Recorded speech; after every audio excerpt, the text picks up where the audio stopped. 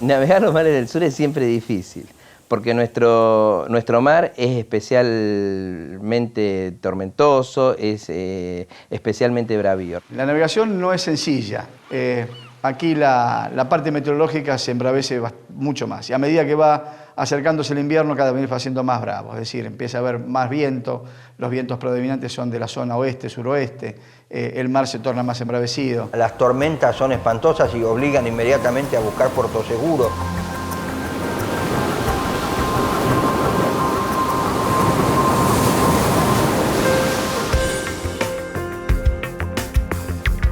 Estamos muy cerca del cinturón de bajas que pasan en número de 2 a 3 por día continuamente al sur de Tierra del Fuego. Así que eso produce que los vientos cambien continuamente de situaciones de calma a condiciones de temporal o temporal muy fuerte en el lapso de 3 horas.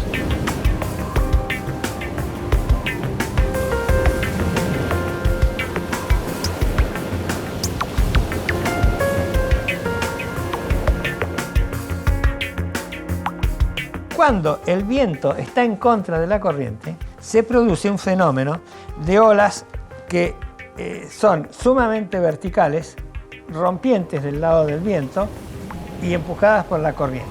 Una especie de hervidero. Este fenómeno de escarceos, de mar encontrado con el viento, de distintos trenes de olas que se enfrentan y generan una mar caótica, son comunes, aún en condiciones de buen tiempo.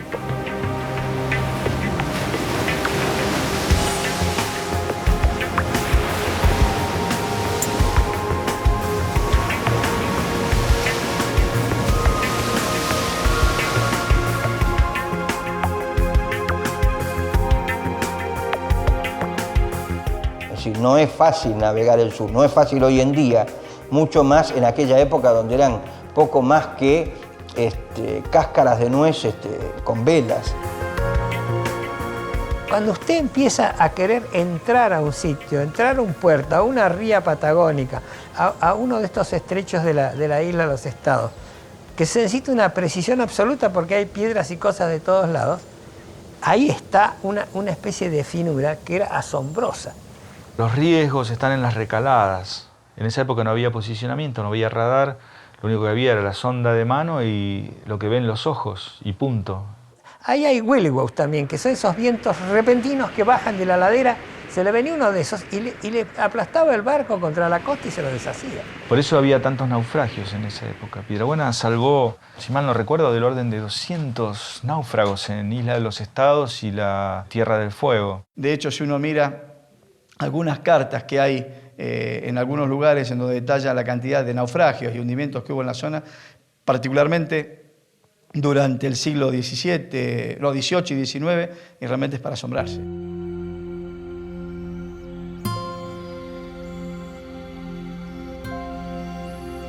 La lista de naufragios siempre está incompleta porque eran centenares de barcos que todo el mundo sabía que se llegaba allí y no se sabía si se iba a salir o no.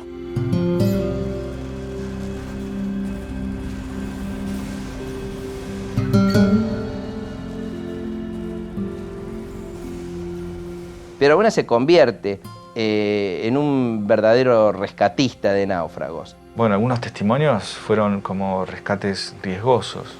Otros no existen testimonios, pero yo me imagino que todos deben haber tenido alguna cuota de riesgo, acercarse a la costa en esos lugares para rescatar gente que estaba ahí aislada en un barco que había naufragado.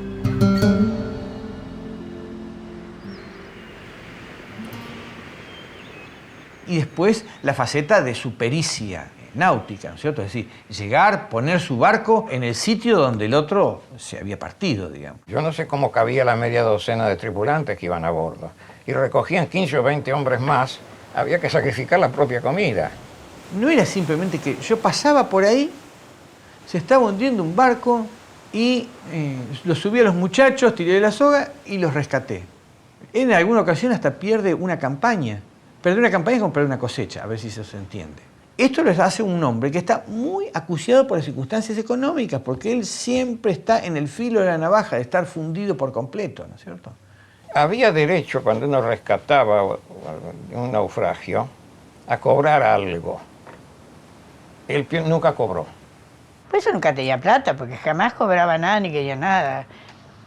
Claro que él logra rápidamente el reconocimiento de Inglaterra, de Alemania y de las principales potencias europeas, que ven cómo hay un solitario en la Patagonia Argentina capaz de arriesgar su vida por el otro. En esta caja tiene una plaqueta de plata por un obsequio que le hizo la reina de Inglaterra por el salvamento de la Near Richmond of Liverpool en el año 1877. Y acá tenemos este catalejo precioso que le fue obsequiado por el Kaiser Guillermo de Alemania por el salvamento de la Dr. Hansen en el año 1874.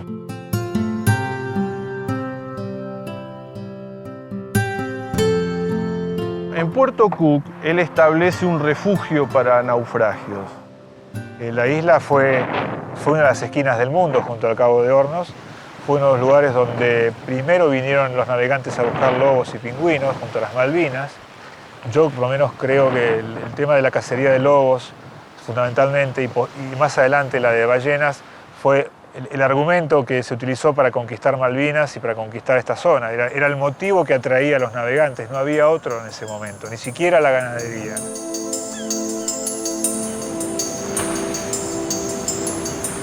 Él estuvo viajando hasta 1862, cuando el gobierno nacional le dio la concesión de dos lugares. La Isla de los Estados, todos sabemos dónde está, donde termina el continente, es el fin del mundo en realidad, y la Isla Pavón, que no se llamaba así, todavía no tenía nombre, él le puso el nombre, suponemos que en homenaje al general Mitre, que fue el vencedor de la batalla de Pavón, que está en la desembocadura del río Santa Cruz. Vale la pena fijarse en estos dos lugares. La Isla Pavón, la desembocadura del Santa Cruz, está justo en la mitad de la Patagonia, podríamos decir, la Patagonia austral por lo menos. La Isla de los Estados está en el extremo. Son dos lugares desde los cuales, no diré se controla la Patagonia, pero se establece una presencia muy generalizada. Obviamente, en el marco del Cono Sur de América, había dos países que cada cual quería establecer sus propias fronteras muy claras en el territorio, digamos, de la actual Patagonia. El general Mitre fue uno de los hombres que tuvieron la visión de que el país debía extenderse más. Mitre se dio cuenta de que lo que se necesitaba era ocupar la zona, era poner allí gente que fuera argentina, y eso terminaría siendo el argumento decisivo, como realmente lo fue. Él se transforma en un instrumento de la política argentina y Mitre lo ve con claridad cuando lo designa capitán sin sueldo al servicio de la Marina de Guerra, porque allí, a partir de ese momento, todas sus acciones, sean cuales fueran, son acciones oficiales. 1864. Los dos países, con un poco de sensatez, establecieron un tratado en el cual, por lo menos por 10 años, no se iban a hacer reclamos de soberanía territorial. Los dos países reconocen un principio central: nuestros límites deberían ser aquellos que hemos heredado de España. Pero establece en la zona del Estrecho de Magallanes una especie de statu quo donde cualquier innovación que allí se hiciera podía ser interpretado como una violación de ese tratado. Debemos decir, Chile había establecido primero en Fuerte Bulnes, ¿no es cierto?, en 1843, y en 1847 en Punta Arenas.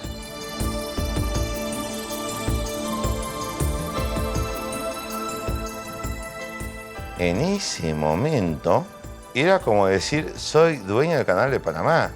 Era el dueño del paso a dos océanos. En ese momento el país estaba en guerra, estaba en la guerra del Paraguay, que iba a durar 3 meses y duró 5 años. Entonces él quería poner un faro y poner el límite ahí de la Argentina. No era posible, en ese marco de circunstancias, que desembarcara una nave argentina con su pabellón, su oficialidad, estableciera el fuerte y allí se asentara.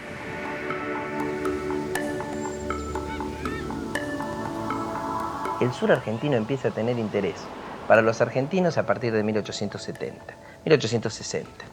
Muy tibiamente, 1870 un poco más fuerte y se consolida en el 80 y a partir de ahí el sur argentino tiene importancia. ¿Por qué tiene importancia el sur? Porque los grandes problemas que tenía el país en Buenos Aires, las guerras civiles, la organización nacional, todo eso había estado resuelto. Entonces, cuando está resuelto lo esencial, lo básico, ahí puedo estar pensando en extenderme.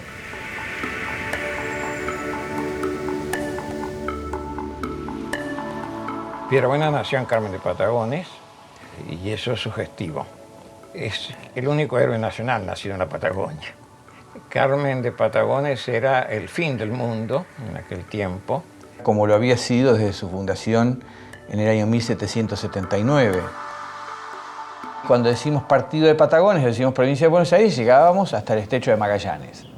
Era un enclave en pleno territorio indígena y que se da en el marco de circunstancias muy complejas para explicar cómo es que sobrevivía esta aldea sin haber sido jamás rozada por un malón.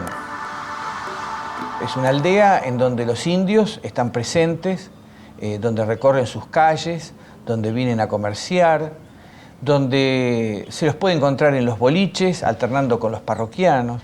Y eso moldea el carácter de mucha de esta gente. Creo que moldea el carácter de Piedrabuena, digamos, es un producto social, porque en esta circunstancia, en esta proeza que era ser patagónicos a principios del siglo XIX, en pleno territorio indígena, esto forjaba el carácter de un hombre.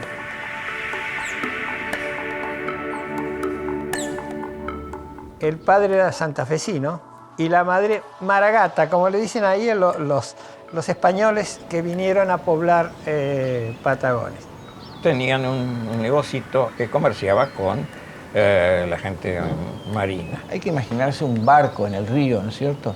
Ese río plano, manso, callado, con sauces, y de pronto aparece todo ese velamen, esos hombres gritando las maniobras, ¿no es cierto?, bajando las jarcias, replegando las velas, todos esos gritos en esas lenguas distintas, y bajar todos esos productos, se esperaba la correspondencia, el mar, era toda la magia, estaba allí.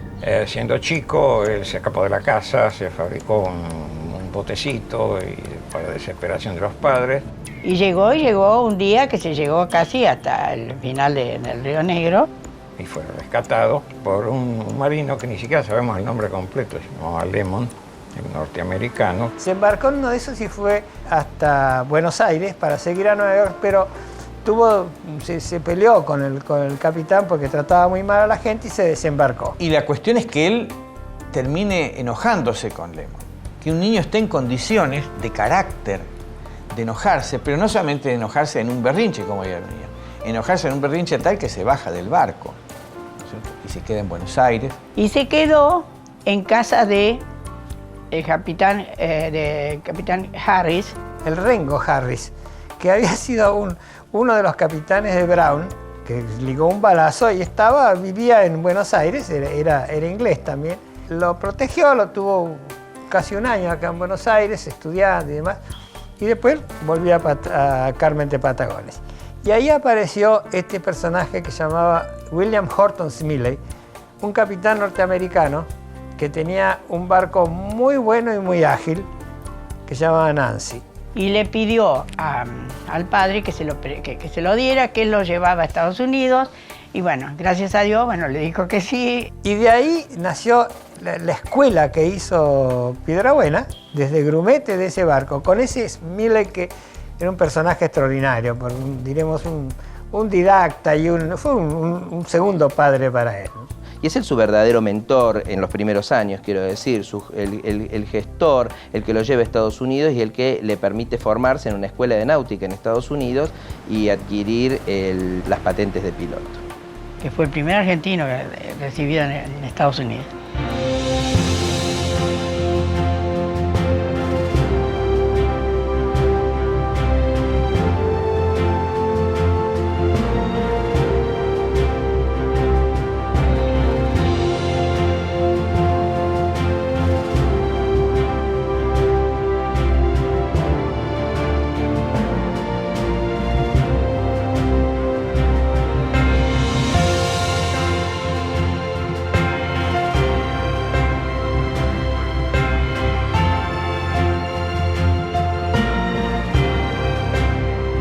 Esta es la punta de Tierra del Fuego, esta es Isla de los Estados, que es una isla muy montañosa, de 38 millas, más o menos, casi 50 kilómetros de largo, y muy angosta, con una serie de bahías que prácticamente se tocan de un lado y de otro. No es para cualquier marino el hecho de navegar la Isla de los Estados. Tiene dificultades realmente importantes, difíciles dependiendo del tipo de nave que la navegue. Como tiene cerros muy altos, de 900 metros y demás, agarra todo el mal tiempo que viene del Cabo de Hornos y tropieza con esos cerros y entonces se cubre de nubes, llueve, está con niebla, está cerrada. Y esa nubosidad te diría que es una de las cosas más mágicas y misteriosas y la que le da el marco de misterio a la isla, eso de aparecer de pronto, despejarse por un cambio del tiempo y de golpe desaparecer tras un manto de nubes.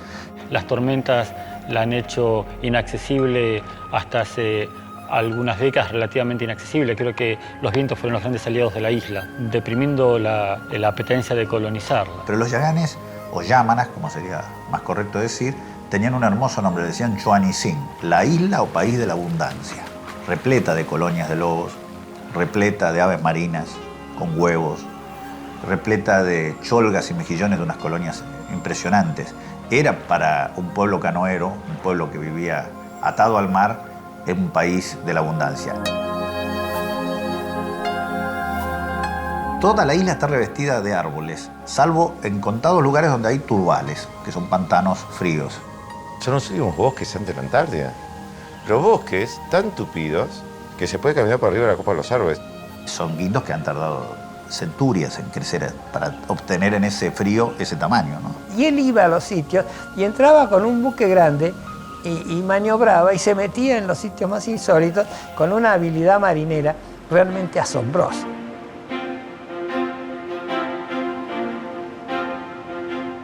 En la Isla de los Estados, Piedrabuena iba y venía, dejaba hombres, realmente que tenía que ser un sacrificio tremendo en un lugar tan desolado como ese, sin ningún tipo de recursos para la alimentación. Dejaba un inglés ahí que le cazaba pingüinos y después iba a buscarlo. Inglés con una paciencia absoluta porque le decían, dentro de 3 meses vengo, y lo dejó 1 año y medio sin ir a buscarlo. Pero en realidad era sus costas lo que le interesaba, y eran los islotes, los rockeries, como lo llamaban en ese momento, que donde estaban las colonias de pingüinos, donde estaban las colonias de lobos. Era un comercio lícito, legal, era un recurso renovable. Es como ahora estamos extrayendo el petróleo, para ellos era simplemente un recurso que estaba ahí, que disponía de la naturaleza. Nadie se le ocurría que estaba matando una especie o haciendo una depravación.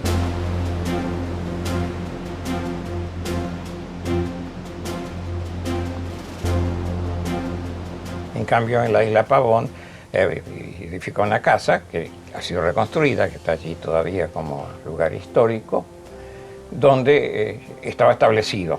Ese establecimiento de Pavón era una casita, un rancho, en una isla que medio le avanzaba y le retrocedía la marea y le cerraba un paso, pero ahí él tenía unos caballos. Y ahí llegaban los indios y le bajaban las plumas y las cosas que traían y él les vendía aguardiente y nunca lo atacaron, nunca le hicieron... Lo que a un hombre de Buenos Aires le hubiera helado la sangre, quedar solo, digamos, en esa inmensidad patagónica, ¿no es cierto?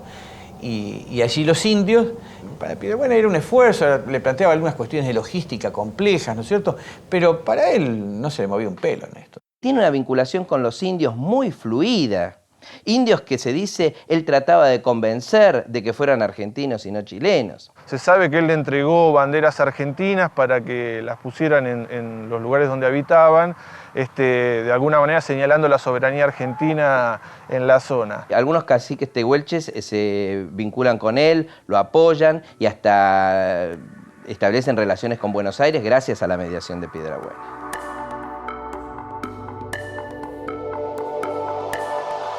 Piedrabuena básicamente era un empresario comprometido con los intereses del país, pero sin olvidar que hay otros valores que hay que sostener y defender. Entonces, cuando él tiene que perder algo de dinero para salvar a un náufrago, lo hace. Y cuando tiene que cumplir con una misión que tiene que ver con el Estado, no necesita que el Estado le pague. Pero esto no quiere decir que, por otro lado, no estuviera en Punta Arenas, por ejemplo, comerciando y tratando de lograr y desarrollar un futuro mejor para él. Cuando estaba en Punta Arenas tenía lo que hoy llamaríamos un boliche, un pequeño negocio a la orilla del mar, donde vendía todo lo que los marinos podían precisar. Piedrabuena se casó en 1868 con una joven de Buenos Aires llamada Julia Dufour. Él se conoció con Julia porque el papá iba mucho a la casa de los Dufour. Y él estaba muy enamorado de su esposa. Eso, digamos, es evidente por la correspondencia que ha dado, correspondencia dirigida de uno al otro y viceversa, con términos muy cariñosos, lo que no era costumbre en aquel tiempo. Como viaje de boda le pareció que lo más lindo era llevársela a esa isla maravillosa para él, que era la isla de los Estados.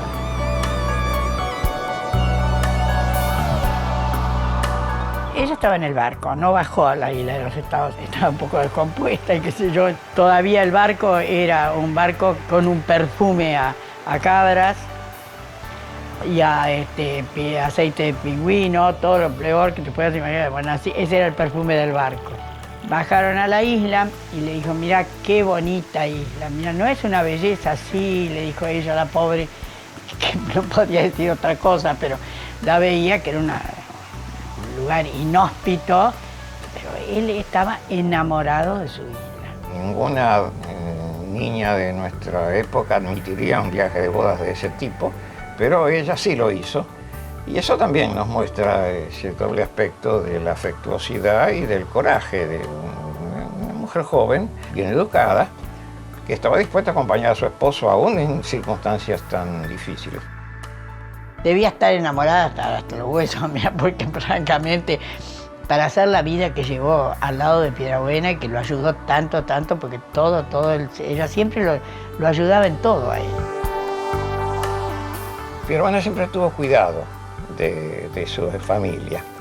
Por ejemplo, cuando su esposa quedó embarazada por primera vez, él interrumpió su trabajo y llevó a su esposa a Carmen de Patagones. Curiosamente no a Punta Arenas, que quedaba cerca, quizá estaba pensando, no lo dice, lo pienso yo, que naciera bajo bandera argentina.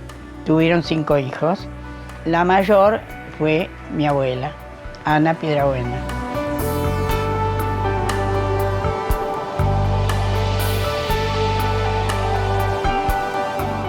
Algún día le tocó a Piedrabuena ser también él la víctima de un naufragio. El barco que él tenía, que era el Espora ex Nancy, le había sido transferido a él por su capitán y padrino, el cónsul Smiley, que era americano. Ese barco había tenido bandera americana. Piedrabuena le puso bandera argentina Pero cuando él accede a ese barco ya era un barco viejo. Era un lugar muy abierto al sur, que es bravo. Parece que él fondeó el barco en ese sitio y el barco puso la popa hacia la playa. Empezó a haber mal tiempo y el mal tiempo entraba ahí desde el sur muy fuerte y el barco empezó a retroceder y cortó la cadena del ancla y fue y tocó con la popa. Como consecuencia, el barco de Piedrabuena quedó deshecho en la costa. Y trató de salvarlo.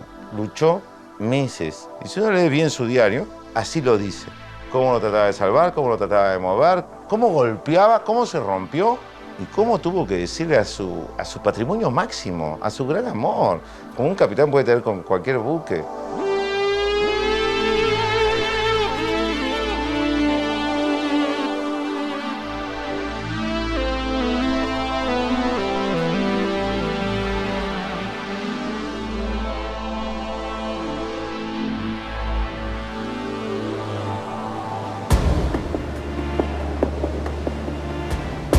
Bueno, con el buque nos vamos a acercar hasta aproximadamente 9 cables, que es el punto de final de derrota. A partir de ahí vamos a maniobrar para con los botes ir a Caleta La Croix. Sobre la costa sur de la playa, teóricamente, según las posiciones GPS que tenemos, ahí están los restos del naufragio y deberían verse con la marea baja.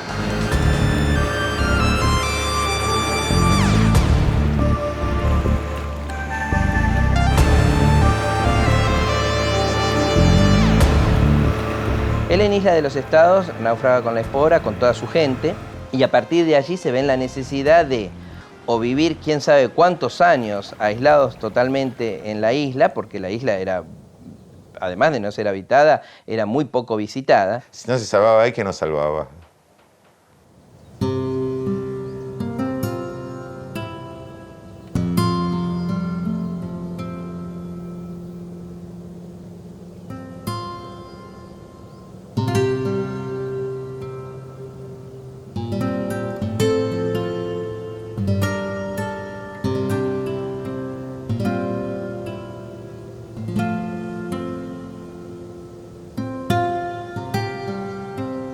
Tenía 5 hombres. Siempre mantuvo a uno como cocinero.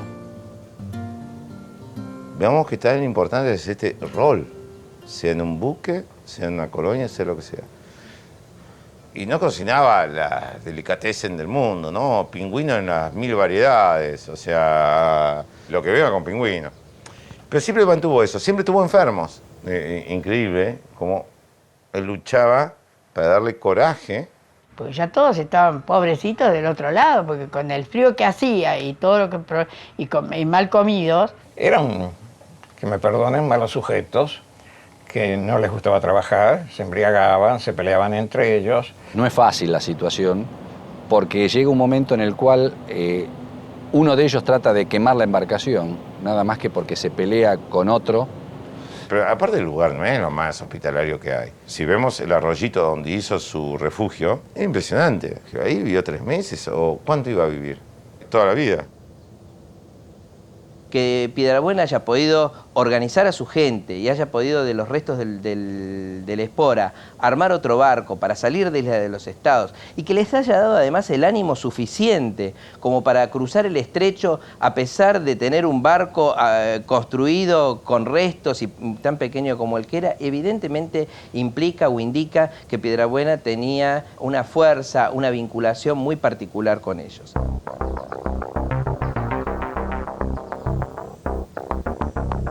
La construcción esa fue una hazaña asombrosa también de ingeniería. El asunto es que tenía maderas en el Espora que empezó a cerrar y a hacer tablas con eso y a hacer piezas. La estructura de un barco se basa primero en una quilla, que es una especie de columna vertebral, y luego las cuadernas haciendo así como espinas de pescado. Y después eso se forra acá y después se le hace la cubierta. Y para las curvas, la curva no se puede cerrar de una madera derecha, porque usted una madera derecha le saca una curva y como la veta viene así, se le parte después. La veta tiene que venir así, o sea que tiene que ser una rama curva o una parte curva de un árbol. Ahí hay unos árboles que empiezan a crecer para arriba y el viento los tumba y crecen horizontalmente. Le llaman árboles bandera De ahí empezó a sacar curvas él. Me imagino que de cada rama, por ejemplo, la hendía en dos y sacaba dos iguales. Y iba conformando el barco con los materiales que tenía. En ese peine que hacen las costillas, se clavan maderas y se van poniendo levemente separadas y levemente cortadas su chanfle un poco en ángulo, así que se tocan en la punta pero que estén abiertas del lado de afuera.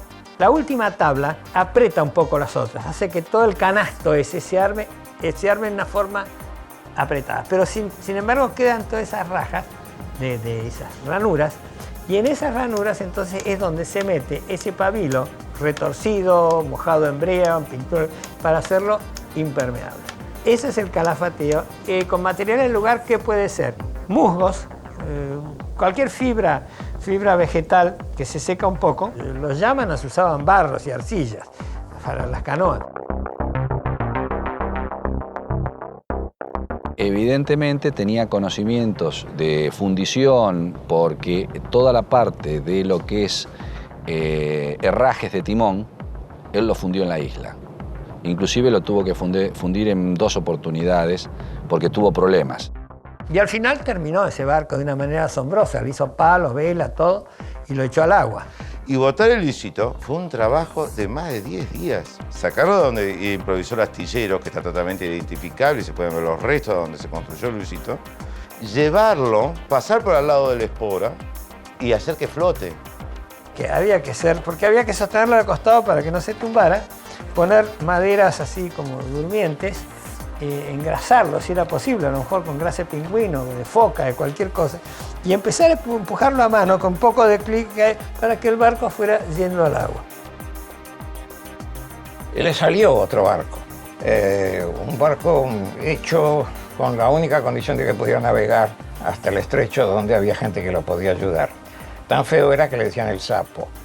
El Sapo recibió el nombre de Luisito, que era el nombre del hijo mayor de Piedrabuena, que se llamaba Luis. Yo discutí varias veces para hacer un cúter de ese tipo. Y bueno, me hablaban de 1 año y medio, 2 años para el tiempo de construcción. No lo hizo en 3 meses.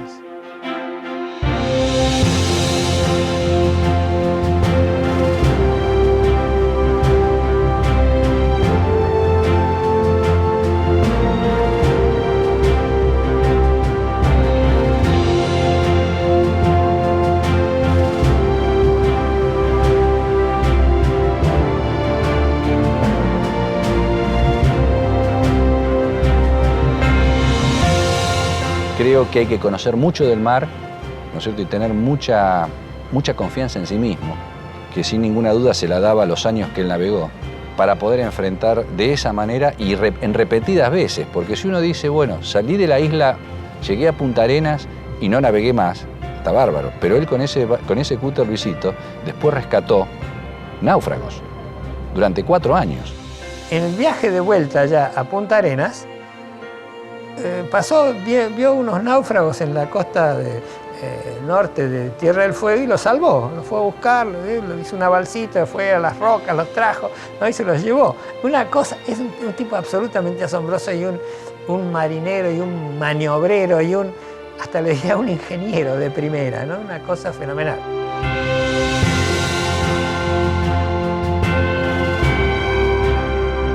El Luisito navegó mucho tiempo. En este momento hay gente que está tratando de fabricar de nuevo un Luisito para navegar. Ojalá pueda lograr su éxito. ¿Por qué el Luisito?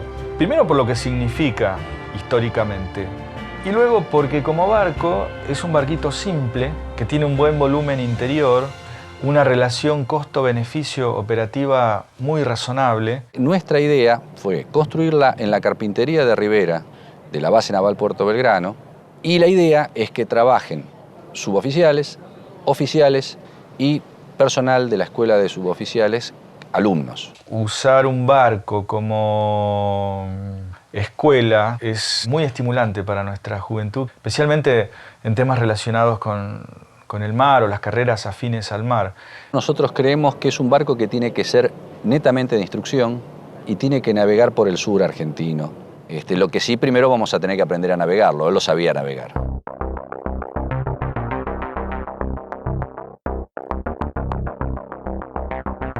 quienes necesitan un conocedor de la zona para que los guíe en sus exploraciones tienen forzosamente que acudir a Piedrabuena.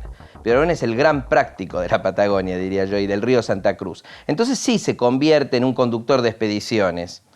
En el año 1881 él trae la expedición de Giacomo Bove. También llevó al teniente, en ese momento teniente de navío, Carlos María Moyano. Es decir, es la época en que empieza la actividad de la Armada y del Ejército en la Patagonia. Perito Moreno, que el Perito Moreno estuvo también en la casita de Pavón, cuando llegaban los barcos que le prestaba para que se fuera por el río Santa Cruz, cuando volvía Moreno, estaban llenos de huesos y cosas, porque recogía todo lo que encontraba en el camino Moreno. La primera vez que Piedrabuena llega al canal Beagle es formando parte de la tripulación del John Davison, del capitán William Smiley, que fue contratado para llevar provisiones a los misioneros anglicanos que habían llegado a esta zona. Los británicos tenían en Malvinas una misión religiosa que mandaba expediciones a Tierra del Fuego y que tenía presencia en Tierra del Fuego. Cuando ellos arriban a donde se suponía que estaban los misioneros, bueno, los encuentran muertos. El capitán Allen Gardiner y 7 hombres con él murieron de hambre en un episodio muy dramático. Piedrabuena iba a bordo del barco de Smiley. Dice, todos lloraban. Dice, porque los marinos, cuando están en su trabajo, siempre son hermanos y lloran por sus hermanos.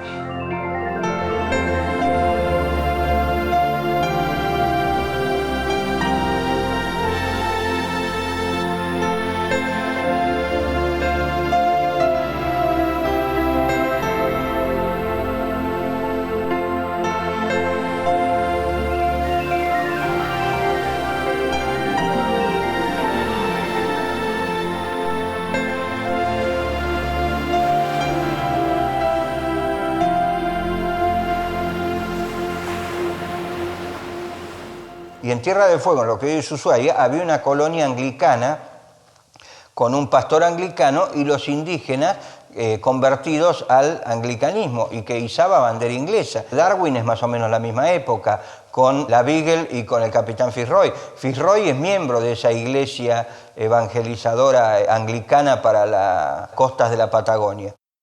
Thomas Bridges es el último, que es el que en 1884 está en Ushuaia con la misión anglicana, cuando llega la expedición naval argentina y se funda la subprefectura de Ushuaia por la Armada Argentina y se baja la bandera inglesa y se enarbola la bandera argentina. Los ingleses habían querido, le ofrecieron plata para la isla de los Estados y él le dijo que no. En aquel tiempo 10.000 libras hubiera sido una buena plata, pero él dijo que no, que la isla de los Estados era de la República Argentina, aunque estaba en su nombre, pero no.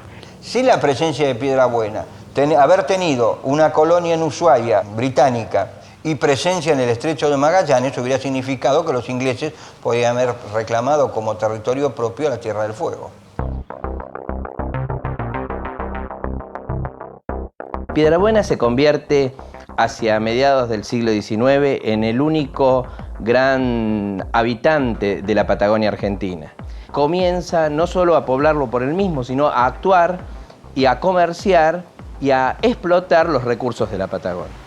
¿Por qué? Porque él ha visto desde muy niño, ha visto los barcos que vienen con aceite de pingüino, con aceite de los lobos marinos. Él todo eso lo ha visto, él lo quiere para sí, lo quiere para su país, no lo quiere para otro. Su objetivo pleno era, sí, todo lo que tenía que ver, Santa Cruz y los Estados y Magallanes. Tierra del Fuego, por supuesto. Todo ese Atlántico Sur, que por eso hoy en día es nuestro. Si no, vaya a saber quién sería. Bandera y sección escolta, presenten. ¡Ar! El hecho de que Piedrabuena haya estado durante más de 20 años navegando esa zona, explorando la Tierra del Fuego, teniendo participación y presencia efectiva en la isla de los Estados, ese es el valor estratégico de Piedrabuena, que él estuvo allí mientras la nación no estuvo.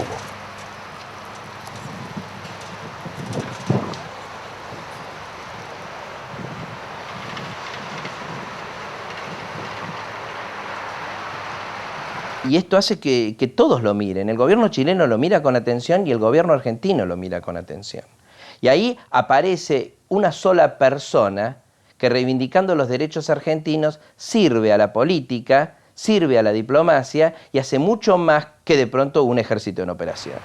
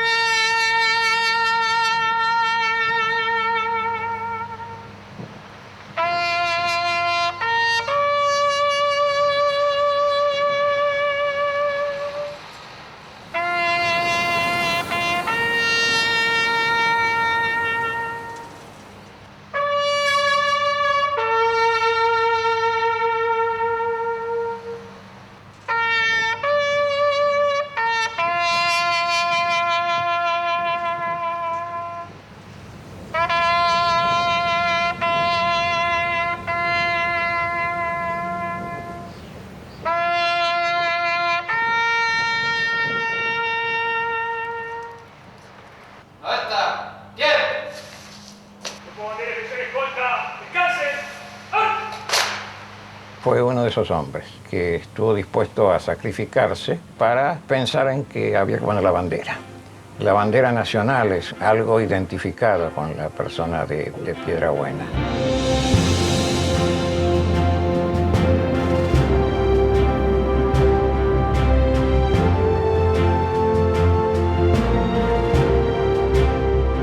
Él era un aventurero. Esa es la palabra realmente, aventurero, romántico y ayudaba a todo el mundo, porque él siempre ayudaba a todo el mundo. Era un personaje sumamente curioso, en algunas cosas fuera de época.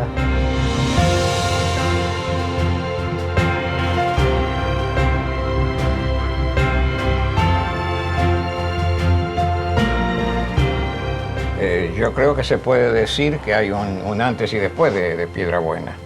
Antes de Piedrabuena nadie se había ocupado prácticamente de lo que hoy es el tercio de la superficie de la Argentina continental. Después de Piedrabuena, o a partir de la acción de Piedrabuena, la Patagonia entró a formar parte del ámbito geográfico de nuestro país. Y desde la actividad de Piedrabuena es que la Argentina comenzó a ocupar algo que todos hoy reconocemos como parte de Argentina y que quizá en el mundo es la parte que más se menciona. Desde Piedrabuena podemos decir que la Patagonia es Argentina. Antes era un interrogante.